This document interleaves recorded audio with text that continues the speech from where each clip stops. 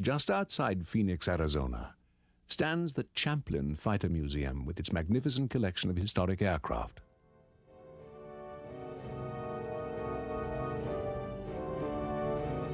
Among the many exhibits, this one, a Focke Wulf Model 190, stands supreme. It's a pristine example of one of the truly great aircraft of the Second World War. Revered by pilots on both sides, the 190, in its various forms, saw service wherever the Luftwaffe fought from 1941 onwards.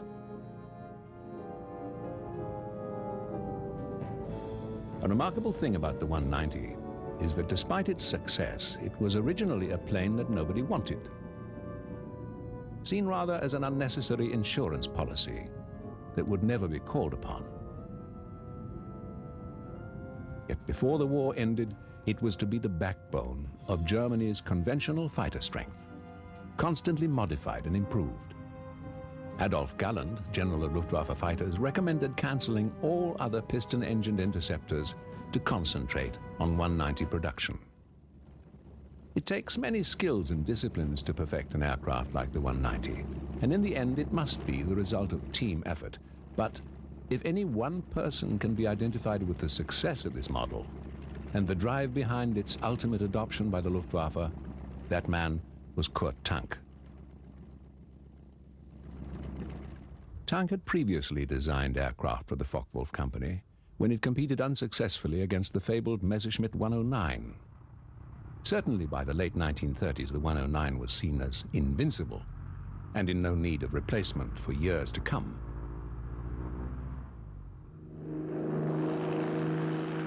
Light, streamlined, and very effective, the 109 embodied all of the new technology of the day, whereas Tank's less competitive design was a high-wing parasol concept that seemed to belong to an earlier decade.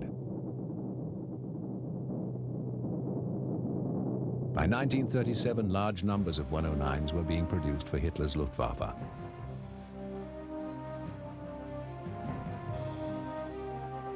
After the failure of his first fighter, Tank went on to concentrate on other concepts. Very much a leader, he inspired other designers, and as early as 1936, he brought together the talents that produced one of the most advanced airliners of that time. The FW-200 Condor wouldn't have looked out of place as a post-war airliner. In the event, wartime needs overtook the airliner concept, and the FW-200 was pressed into service as a long-range maritime reconnaissance aircraft, which plied the Atlantic, often working in conjunction with U-boat raiders. The 200's only serious flaw was its weak undercarriage.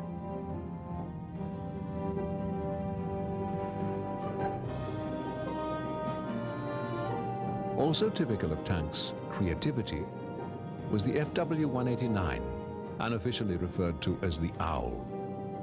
The 189 was an Army observation design which utilized two small engines to power a shape that resembled an airborne glass house. The Owl provided tremendous strength in what was basically a very light airframe.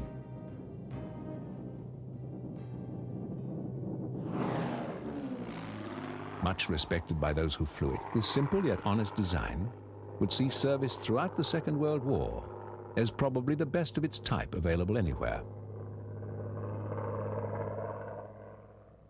In 1937, the war was still distant and Germany reveled in its newfound prosperity.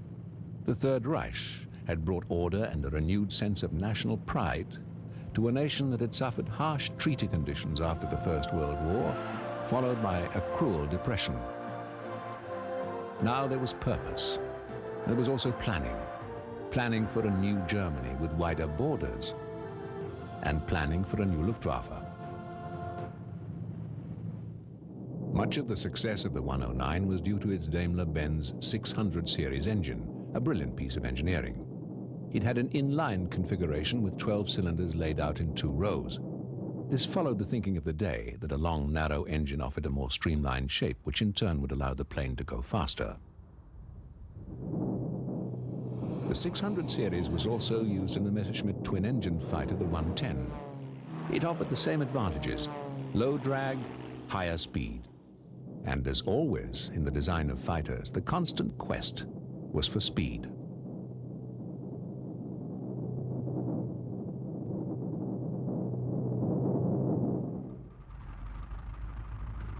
In 1937, the inline engine was in almost universal use in fighter aircraft. British Hurricanes utilized the Rolls-Royce Merlin, providing a similar combination of a powerful engine and a streamlined airframe. This is the Vought 141, an American pre-war design that was never adopted, but one example was sold to Japan. It was later quite wrongly held that the Empire used it as the basis for its own fighter designs. Rather than using an inline engine, the 141 employed an air-cooled radial concept, with the cylinders arranged in a circle around the crankshaft. Less aerodynamic than the inline, radial engines were nevertheless popular with the American Navy, because they were more reliable and didn't require the added complication of a radiator. They were also shorter, and thus more planes could be carried on the deck of an aircraft carrier.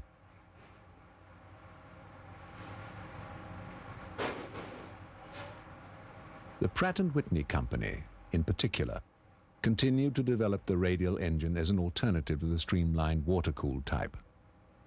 But apart from Navy fighters, their main use was as commercial or bomber aircraft, where the last ounce of speed was not quite so critical.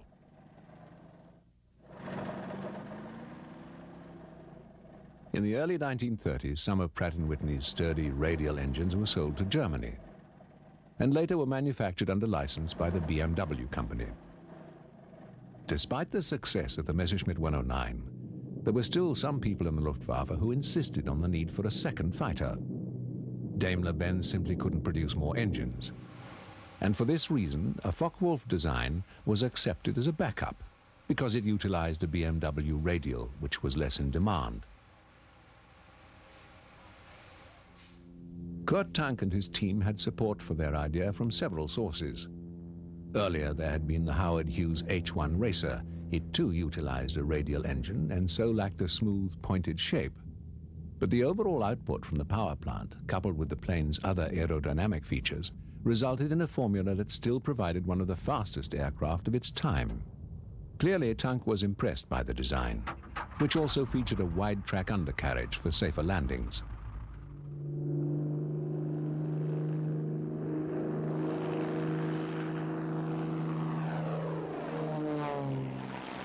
Hughes personally flew the H-1 on many record-breaking flights, proving that there was a situation where extra horsepower compensated for a lack of aerodynamics. Another successful application of the radial, which Tank would almost certainly have known about, was the early development of Japan's A6M0, produced for the Imperial Navy. This design was still secret in 1937. It used an American-designed cowl which surrounded the engine and provided a limited amount of streamlining. But it derived its speed and maneuverability from its light weight.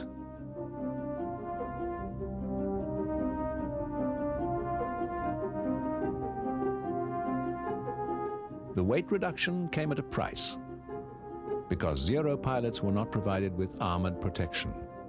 In contrast, most other fighters would have used a heavy metal shield against enemy bullets. Other features were also sacrificed, like self-sealing fuel tanks, which would have provided added safety but increased the aircraft's weight.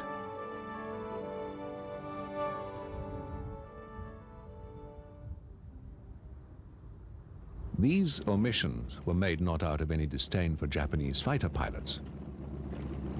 Rather, it was a pragmatic formula to give the Zero speed with tremendous agility. And these two factors alone were expected to increase the pilot's chances of survival, and at the same time produce a much more effective weapon.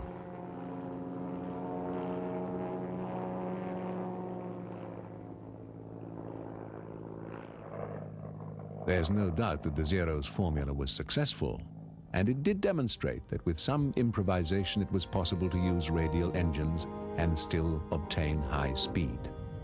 The question was, how could you do this in an all-metal aircraft with modern safety features? German engineers designed a special aerodynamic cowl.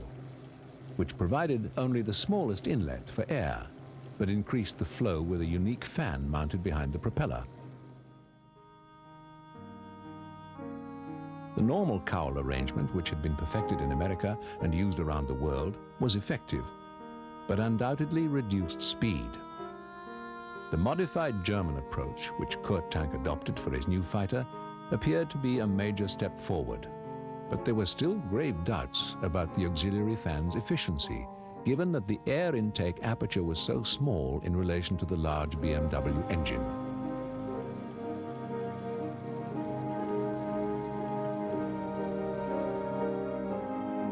But there was no doubt about the plane Kurt Tank put behind the engine. Sleek and streamlined, strong and yet simply built, the Focke Wulf Model 190 was a design masterpiece. By early 1939, the jigs and tools necessary to assemble the 190 were being put into place. But right from the start, the plan was not only to have an aircraft for mass production, but to have production spread amongst a number of subcontractors, each one turning out large numbers of specific parts. Even in 1939, long before Germany suffered Allied bomber raids, the German High Command could see the merits of mass production through a decentralized supplier system, which would continue turning out the tools of war in small factories that would be elusive targets for the Reich's enemies.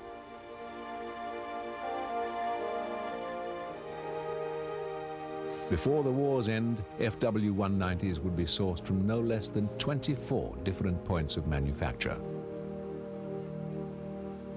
The model was no lightweight.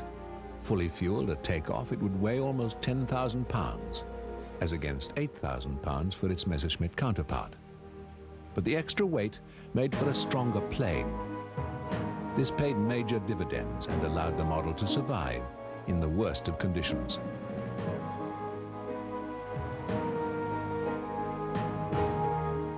But the big question still remained. Would the added power of the BMW 193 18-cylinder engine be enough to compensate for the extra weight and drag of the Focke Wulf design against the ME 109? Given that all the inline engines available for fighter production had already been committed to the Messerschmitt company, Kurt Tank had no choice but to try and design his way around the unpopular radial technology.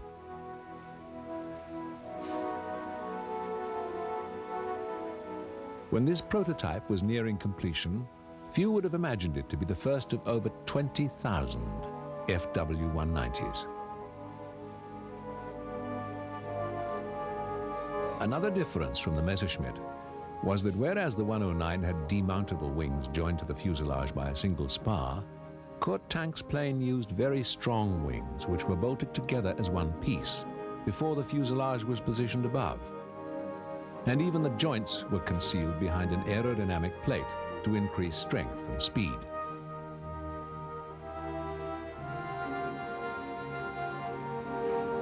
Everything reflected the philosophy of Kurt Tank, keeping design simple, making components strong, but at the same time maximizing the technology that was available, like electric power for control surfaces and the operation of the undercarriage.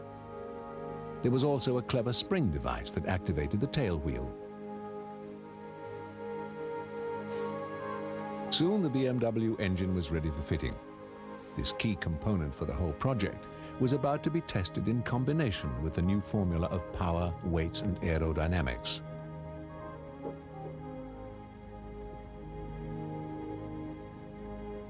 On June 1st, 1939, with Focke Wulf's test pilot Hans Sanders at the control, the first 190, known as V1, taxied down Bremen's airfield to put the new theories to the test.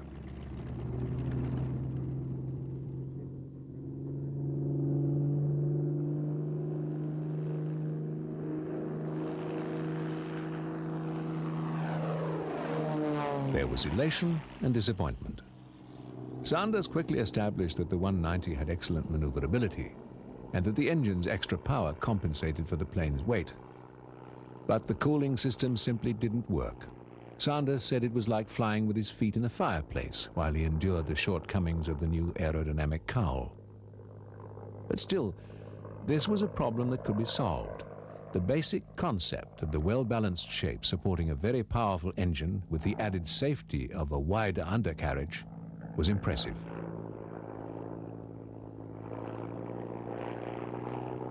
And as with all prototypes, it would take time to perfect the idea, and still more time to put improvements into production. In the middle of 1939, the Wehrmacht needed just a little more time for many of its new inventions to be perfected. And it achieved this with one of the greatest charades in history.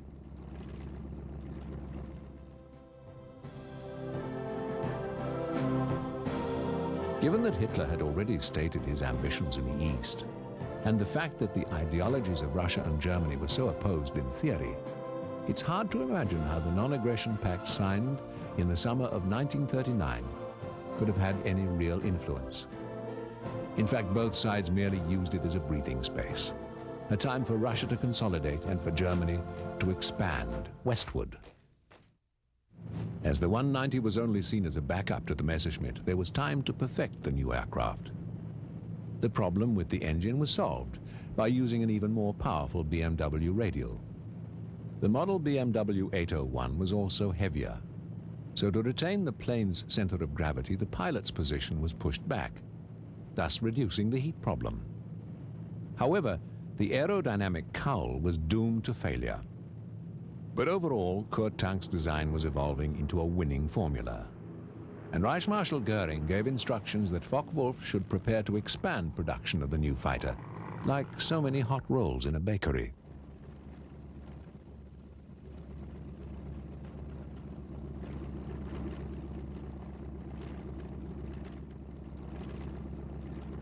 Production Model 190s reverted to a conventional cowl, and with the pilot now further away, he was completely insulated from excessive heat, although an internal cooling fan was still provided behind the plane's propeller.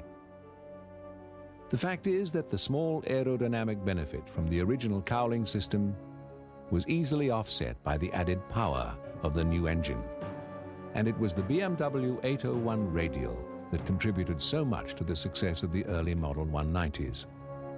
It also gave the pilot a massive shield against a head-on attack, and because there was no complicated radiator system, there was simply less to go wrong.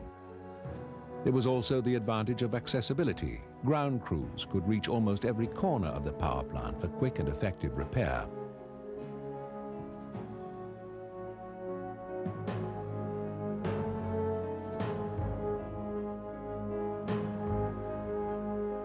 There were other advantages over the Messerschmitt. The 190 had a high canopy, which offered the pilot all-round visibility. And in an emergency, the perspex hood could be blown off with explosive charges. Attention to detail in design produced other refinements in the 190, like an external fuel gauge and the hinged panels for quick and easy access by ground crews and for tighter seals.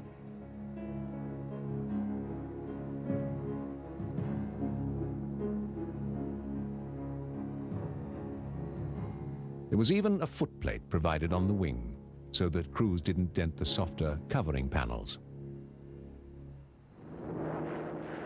By the summer of 1941, early production Model 190s were becoming operational, with fighter group JG-26 under Adolf Galland.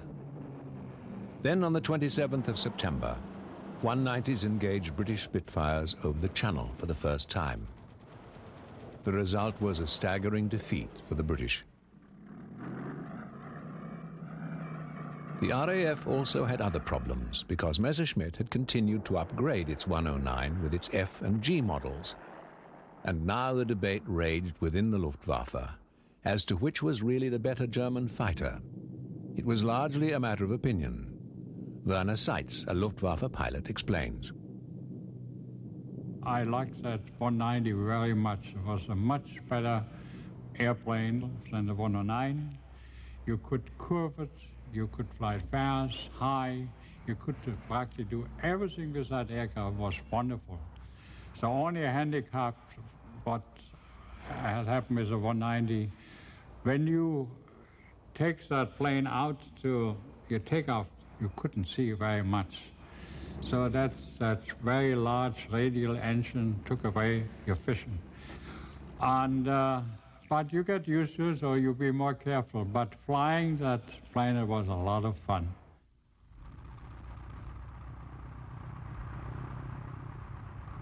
But not all Luftwaffe pilots embraced the Focke-Wulf design. Even though the Messerschmitt had a narrow undercarriage which made it difficult to control and an extremely small canopy, it was still the first choice of many pilots, including General Gunther Rahl. I named the 109 a Florette and the 190 a Sabre. The 90 was a rocket aircraft, but the 190 had a very good setup of weapons. They had 4 weapons around the engine, or very close to the engine, and you can find that the serious kills in a day, up to 13, 14, like Novotny had, were done with a 190. But Novotny gained most of those kills over Russia. No sooner had the 190 come into service than Hitler finally made his move in the east in a surprise attack against the still unprepared Soviets.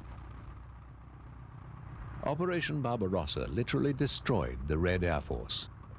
And as the few remaining aircraft were obsolete with poorly trained crews, the early results against the sophisticated Fw190 were all too predictable.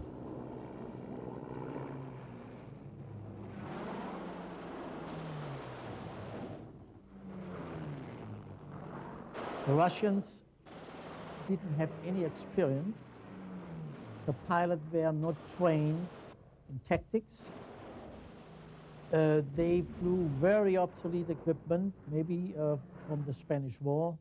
The main bulk of their fighter fleet was the Che-16 Rata, with a nickname, and the Che-153, a biplane. And so the outcome was, they suffered tremendous losses. By December 1941, on the other side of the world, Germany's ally, Japan, was also preparing for a spectacular success. The Imperial Navy's Mitsubishi Zero, the plane which had earlier proved that radial engines still had a place in a fighter aircraft, was about to make its mark in history. Together with torpedo and dive bomber carrier planes, Zeros began their attack on the American 7th Fleet, based in Pearl Harbor.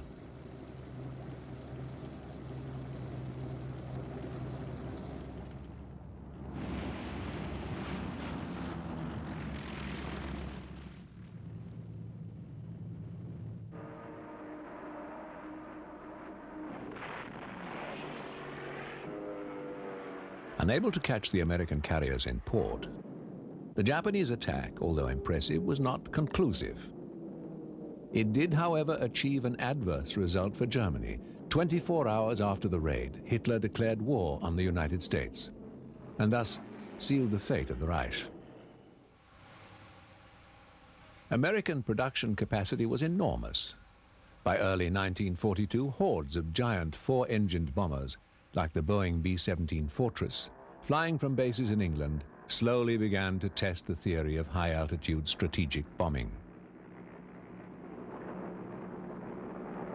Using powerful turbo superchargers, the B-17s operated at 30,000 feet above Germany, where the Fw190's radial engine was stretched to the limit. Now on the defensive, the Luftwaffe needed a high-altitude interceptor, a type that would usually use an inline engine like the Daimler-Benz, which was still in short supply. But Kurt Tank solved the problem in a different way. This is the Junkers Model 88. It was a versatile bomber that used several different engines, amongst them the Umo 213. Round in shape, it looked like a radial, but was in fact a V12 inline engine with a circular radiator just behind the propeller. Unlike the Daimler-Benz, the Umo engine was in plentiful supply, and in a bold move, Tank arranged for this engine to be fitted to the 190.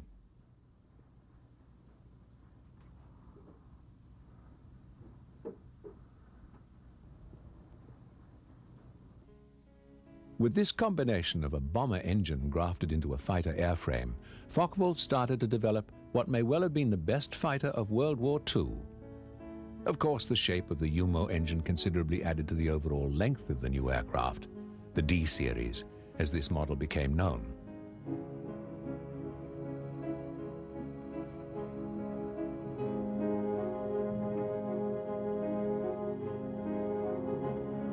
The added power and the ability to fly at great height would later make the long-nosed 190s the most respected of all German fighters.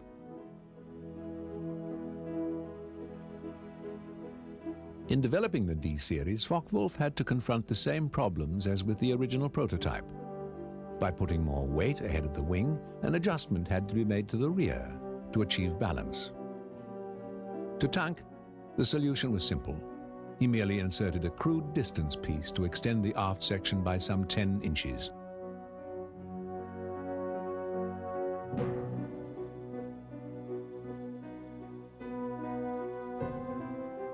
The end result, with its stretched nose and tail, made the D series over 5 feet longer than the basic version.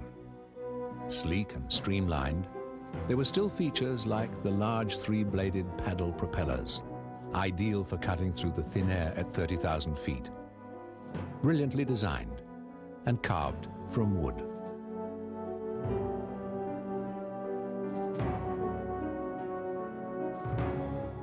The D series also enjoyed many of the proven features of the 1940 design. The wings, undercarriage and cockpit were all much the same as in the radial-powered short-nosed version, which still remained in production.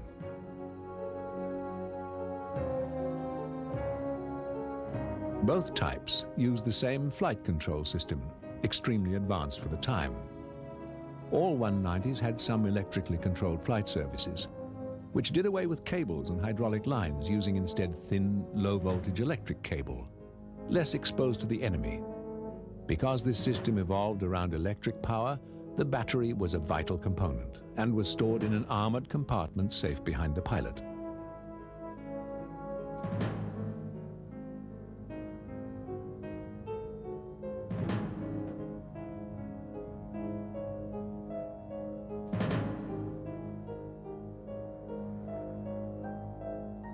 Even as the D series was being developed, there were plans for a still more advanced version, stretched yet again, and this time with longer wings. The TA-152 actually permitted Kurt Tank's initial T to be used in the aircraft's nomenclature. The only time this privilege was ever extended to a German designer, as against the company he worked for. But then, Kurt Tank was no ordinary designer.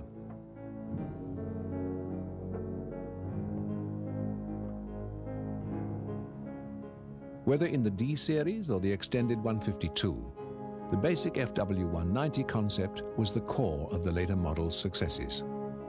Back in 1937, Focke-Wulf had used some simple design ideas that were more than adequate for several stages of evolution.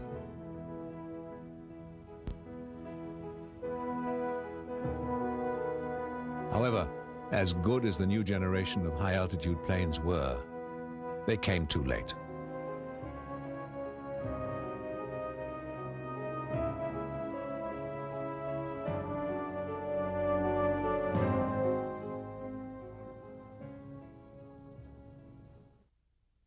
Russian advances were changing things in the East.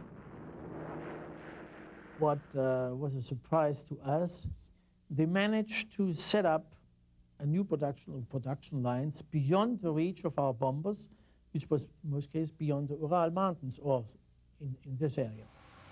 And they ran up to tremendous production numbers. They came, better aircraft, all this MiG, Yak, Lak type aircraft, very good, and better trained pilots. And later on, from N42 onwards, they formed these elite units, Red Banner Guard regiments. And in my area, at least in my area, we could identify them because they painted from the nacelle to the cockpit the aircraft in red color. So you could identify these are the elite. This was a very adequate component. A new generation of Russian pilots, together with their more advanced aircraft, would help turn the tide against Germany.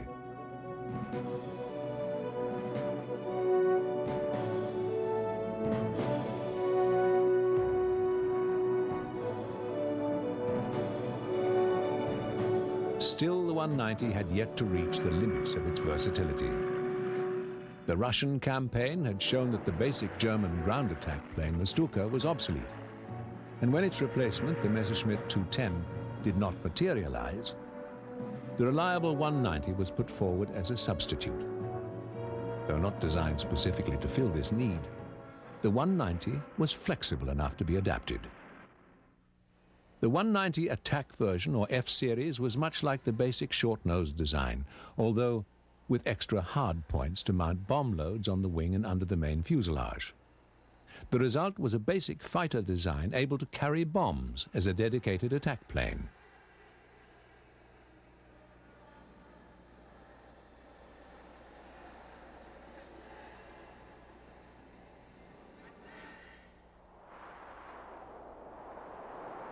Versatility wasn't always the answer. As the war in the East continued, German pilots had to contend with very specialized Russian aircraft like the IL-2 Stormovik, which proved a real problem to 190 fighters. The IL-2 was a damn good airplane, you know. It was very hard to shoot it down because it was heavily armored, downwards, and backwards. You had a gunner in the back, and you have to aim very accurately to get it, you know. And very easily, I know a lot of pilots who really got rid of the whole ammunition and were still flying.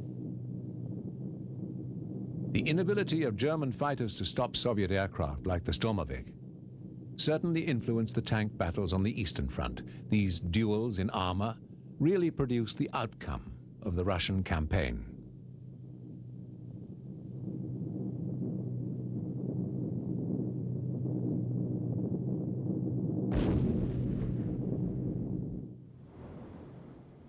Adding to Germany's plight, huge quantities of Allied munitions were now being shipped to the south in a campaign to ensure that Russia lacked for nothing in her fight against Germany.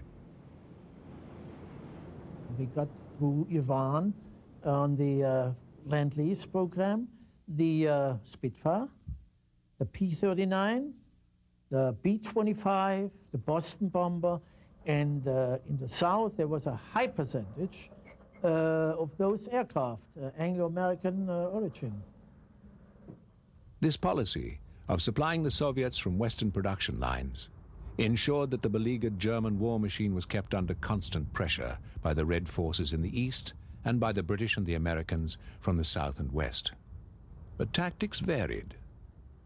The Soviets concentrated heavily on the ground war, and the aircraft they used supported this policy. Whereas the Americans, devotees of the long-range heavy bomber concept, took their war to Germany from the air.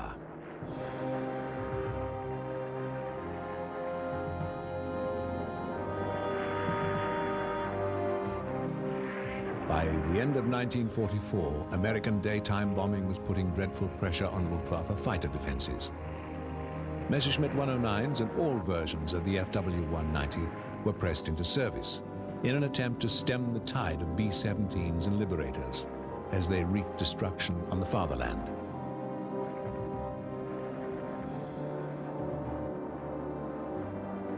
But the success of US bombing could only come after the planes had battled past the German defenses. And to achieve this end, first, long-range, high-speed American escort fighters would be employed, giving protection as far into Germany as possible. And then the bombers would be grouped together in what became known as tight boxed formations, which enabled the gunners to maximize defensive fire. Now the American bombers continued their missions, specifically targeting the main contributors to the German war effort: ammunition factories, refineries, and most of all, of course, aircraft factories. The theory behind American strategic bombing had always been to deny the enemy the ability to produce weapons. Damage right at the source of production was the most efficient form of warfare.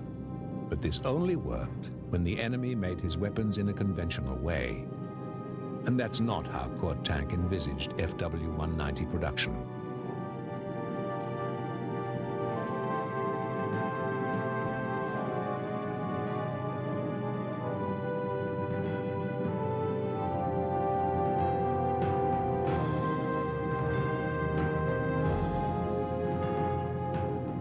hundreds of subcontractors spread across the nation actually increased the supply of parts despite the bomber attacks.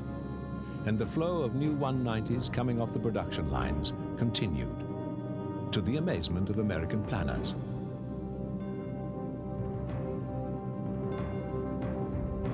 Colonel Fred McIntosh of Air Force Intelligence explains. They were made in sections in small factories, and then they were put together at an airport. And then the airplane, even then, may or may not be flown from there but towed down the highway to the place to where the engine could be involved or whatever was necessary. And a place that would make very fine furniture, in other words, a woodworking cabinet shop, was making tail assemblies for airplanes.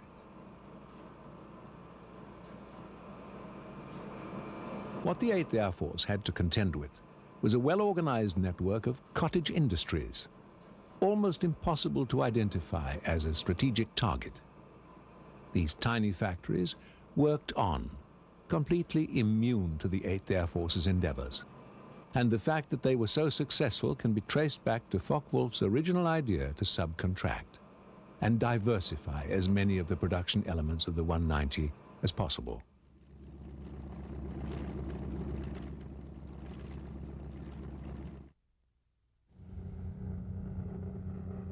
Even as the war rolled on to its conclusion, the basic radial-powered 190 was still a match for anything that the Allies could put into the air.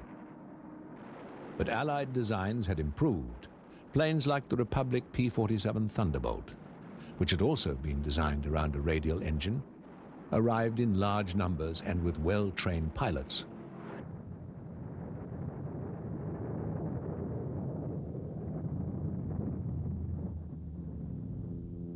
There was carnage on both sides, and often the B-17s that did get home brought with them plenty of evidence of just how effective German 190s were in the defense of the homeland.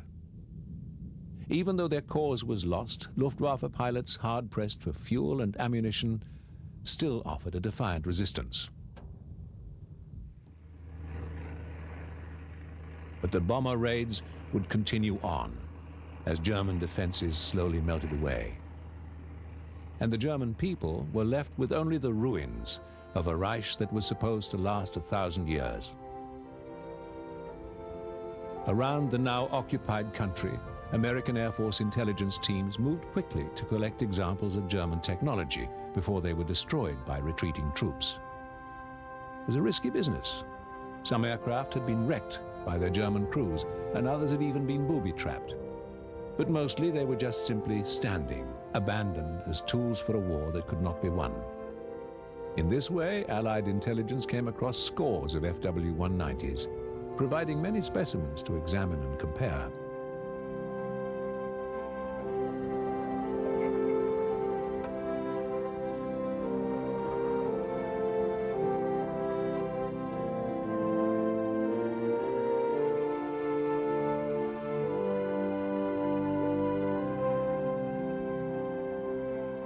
Of course, the Allies already had a few captured 190s, so they were well aware of the design philosophy behind the plane. But now there was an abundant supply, and technical experts from American manufacturers were flown in to make first-hand appraisals of German aircraft.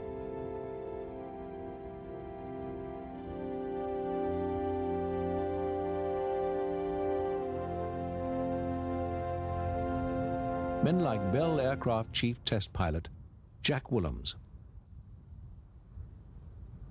I checked him out, gave him a cockpit check in a Focke Wulf that I had already checked and flown, and he took off. Now, he is an American-trained, competent test pilot and winner of several races in the Thompson Trophies in Cleveland. After he had taken off, I turned to work with some other crew members, and the next thing I knew was, here comes Jack Willems in the Focke Wulf 190, about 35 to 50 feet off the ground, wide open, across the airdrome. He pulls it up, rolls it several times, and Shondells away. So where are they now? Over 20,000 190s were built, but very few survive today. Here at the Texas Air Museum in Harlingen, near the Mexican border, is one of the few surviving short-nosed 190s. Even though it's now showing the ravages of time, its classic lines are still impressive. A clean and simple shape built around a powerful engine still pleases the eye of aircraft connoisseurs. But it's the historians who know how remarkable this plane really was, and who would welcome the chance to see one fly again.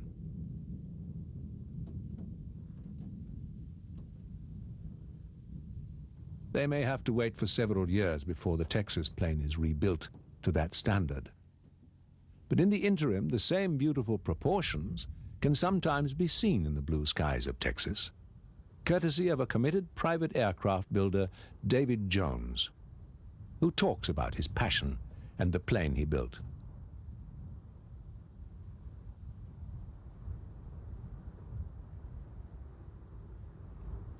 In order to build this, I studied it pretty thoroughly, and I was quite amazed at the things I ran into, how well built it was. And something that a lot of people didn't know is that the airplane had a single power control lever in it. I think in 1980 or 81, Woodward Governor Company built a single power control for Beechcraft. So I asked them if I could use that in this airplane.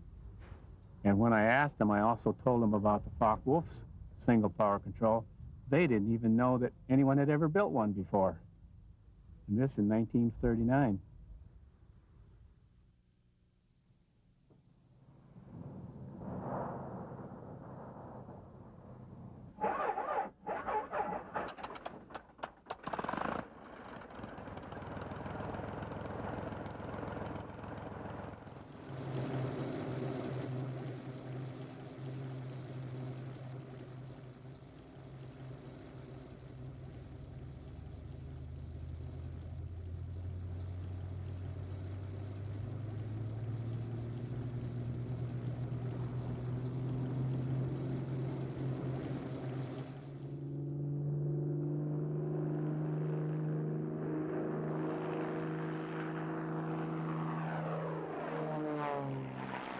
David's replica of a wartime 190 is made to 3/4 scale.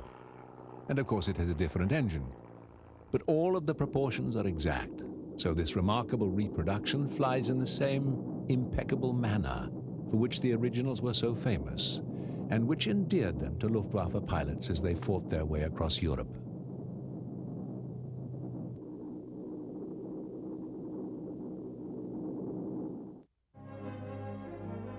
Coming up next, from top secret plans to covert missions, find out the secrets used by the military on battle plan. Next on the Military Channel.